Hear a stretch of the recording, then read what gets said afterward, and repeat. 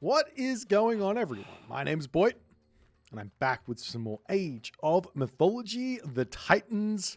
No, the Retold. We're not Titans anymore. We've graduated. Retold action, spawning in the blue color, playing as Gaia. His name is Vortix. His opponent today in the red color, playing as Zeus. His name is Kimo. The map is Blue Lagoon. We've got a pretty big blockbuster game for you here in this one. Kimo, if you guys don't know, he is one of the kind of goats of Age of Titans legacy.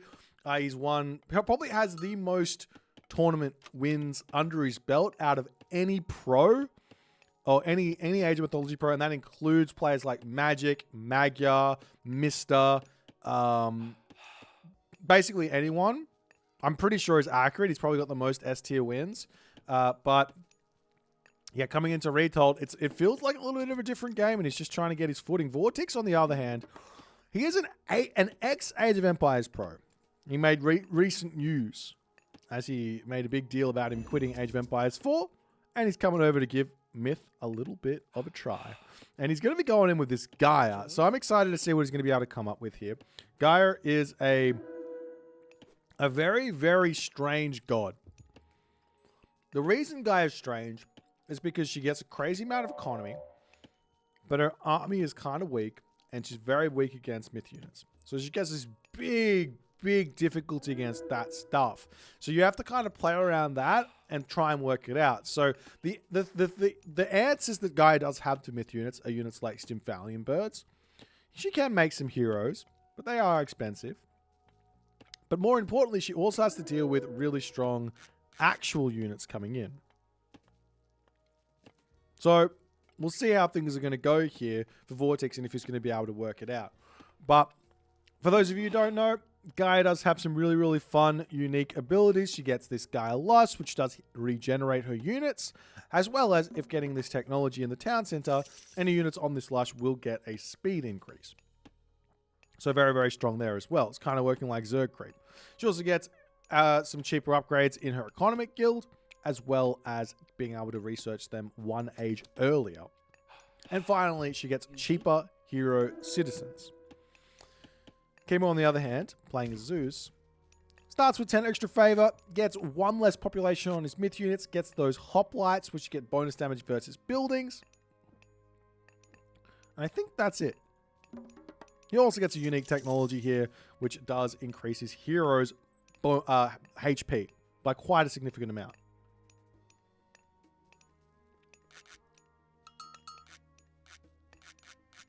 Apparently this is too high.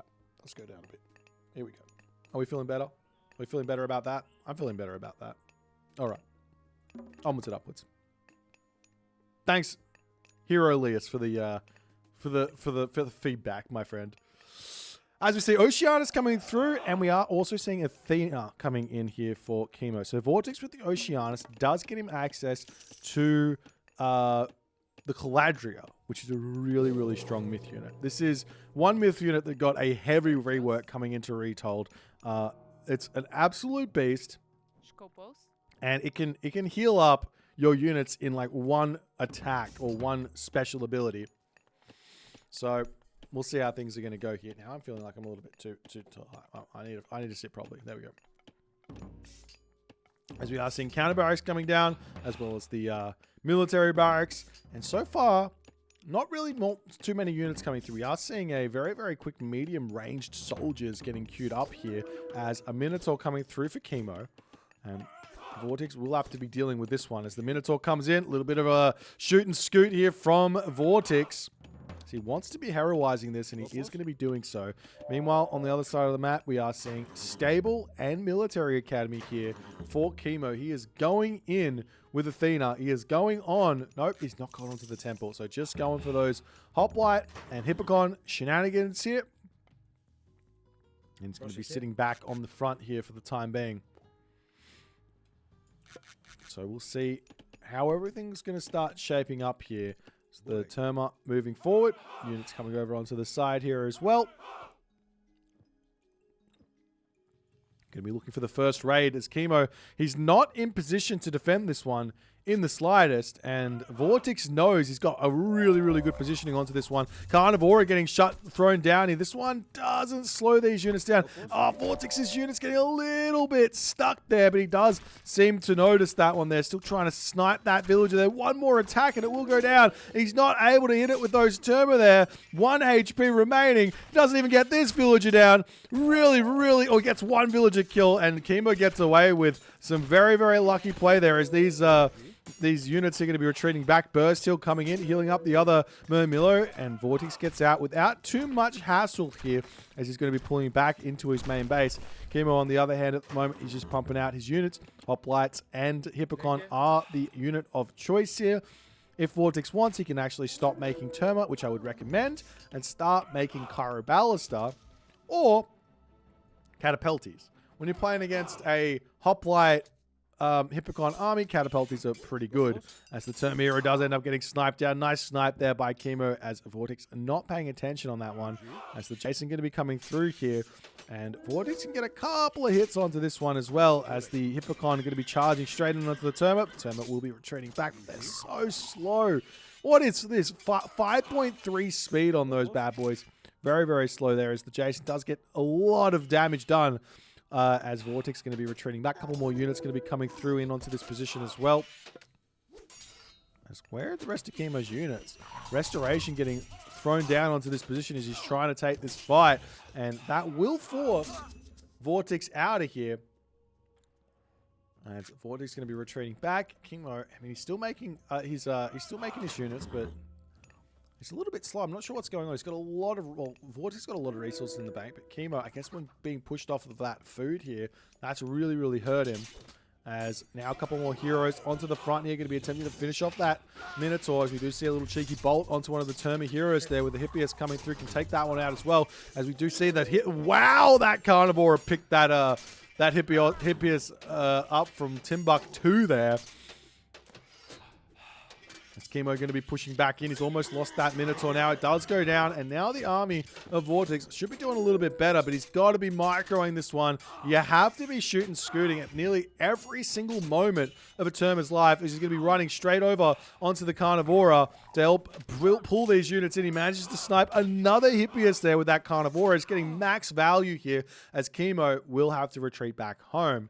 Vortex, on the other hand here, lots and lots of resources in the bank. I'd love to see him using those resources somewhere. Does he have himself an economic guild? No economic guild. So get that down. Get your economic upgrades through. If you don't, doesn't matter if your citizens are in front. They're not gathering as fast as the Greek villagers at all. You really need to get the upgrades. And take a look at this. You got 1.2 on berries versus over here 0.8. So 2 villages for Kimo on berries is 1.4. So you are gathering more. Sure, they've got a little bit of walking time there, so it kind of makes up for it, but it's still, you still want to be getting your upgrades nonetheless, if you're for both players. Anyways, Kimo starting slowly to push forward in this position, as Vortex is still making those Turma out. Vortex is loving the Turma here, but Kemo's playing into it a little bit by making some Toxotes here, but we'll see if he's going to be able to find any damage at the moment or not. As Vortex pops forward, going to attempt to get a little bit of damage done with these Turma. Good amount of meat shieldage going on in the front here. As the Turma still shooting, scooting. Love that play. It's exactly what he needs to do. But the Murmillo are also going to be falling here. Great attempt at micro from Vortex as well. Still trying to snipe these units as the Murmillo does pop out into the front here. And another Carnivora getting thrown down. Vortex is basically only spending his favor on Carnivora in this game, and it is giving him some advantages in these fights, but the problem is he's only got 2 of his oracles out. He needs to get some spending in oracles here to get those, to get more of those Carnivora to come through, and Vortex still great kiting there, gets another Hippias kill from his Carnivora there as well, as the Turma are going to come through in an attempt to snipe some of those Toxotes down from afar, also using that Gaia forest down onto this position there as well. Nice little shoot and scoot micro here to get in and finish off the rest of those Toxotes. And not only that, the numbers here, it looks like for Vortex, they're pretty good. And we are still seeing him shooting and scooting with those turma to ensure that he's going to be getting as much value out of these as he possibly can. This is exactly how you have to use these turma. I think I'm going to have to start trying this because it's looking like it's working quite well here for Kimo. For Vortex here, as Kimo is on the back foot in a big, big way. 80 population to 54 population. Kimo on the other side here. He's over on this food. He's trying to get himself out more hippiest here. Is he getting another stable down? No, another military academy down. As the turma going to be able to clean everything else up. And I guess this is the thing. If you're playing with turma, you just don't really want your turma to be sitting still at any point in the fight. At any point in the fight. So we'll see if he's going to make it happen, as we are seeing the units now coming down onto the left side. There are some villagers sneaking that are cheekily grabbing food over there as well. But Vortex doesn't know about it. He's got no idea that there's any food over there. He does have a little bit of a scouting action there, but he's missed it. So he's probably going to be assuming that nothing's there. Meanwhile, still having the eye on this food as well with that kind of aura is a big, big help for him. So he's still just going to be pumping out these turma. Are we seeing a heroic gauge coming in? No heroic gauge just yet. As the village is going to be sneaking out over here. The carnivore does have a negative multiplier against villagers, so it doesn't really do a whole lot of damage for them, as the village is going to be sneaking up onto this gold mine, and Vortex going to be instantly moving up onto that position. His next carnivore will be costing him 30 favor, so it's really starting to get very, very expensive in this game. As the Vortex carnivore ends up getting sniped down. And Kimo, he's about to be under some serious pressure here. Villagers in the front. He could also be putting some military buildings down if he so chooses. Still a lot of resources in the bank for Vortex.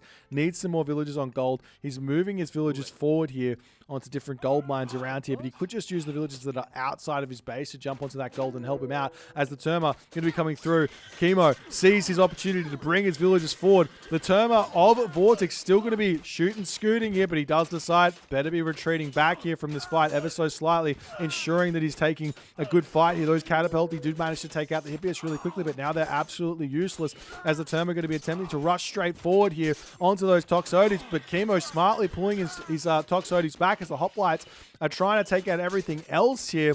And it looks like if Kimo here can just get his hoplites onto these turma and get that damage done, he's going to be able to clean all of this up very, very easily. And it looks like he has managed to do so. Vortex a little bit too overconfident with that fight there. And his low damage turma, while they did pick off those Toxotes very, very quickly, just not able to stay away from those hoplites. It's almost like when you're in these fights here, you have to ignore the Toxotes and just kite the hoplites and ensure you're taking those out as fast as possible. As we are seeing the turma going to be swinging in onto this position, attempting to take out the villagers, as well as Kimo here is coming through with the rest of his units as well. But that's not going to be enough. There is a great micro from Kimo to pull back. Great situational awareness, and his hoplites come through to defend. And it looks like Kimo at the moment has equalized in this game to some degree. He's still pumping out hoplites. That's all he's going to be getting. Vortix could really do with some Kyroballister right now, and that's exactly what he's going to be getting out, and they are going to chew through these hoplites of Kimo. So Kimo's going to be careful with the fights that he's going to be taking moving forward here. And we're also seeing Rhea coming through for Vortex. This gives himself Trader. This also gives himself some really, really strong upgrades. But more importantly, also gives him a Behemoth to push through a fortified position. It's a siege myth unit there, as the turma instantly trying to push through and take out those Toxotes. The forward shoot and scoot here from Vortex as he takes all of those Toxotes out incredibly quickly. The Kyroballists are able to take out those hoplites on the front here as well. And Kimo is very, very much on the back foot here in this game.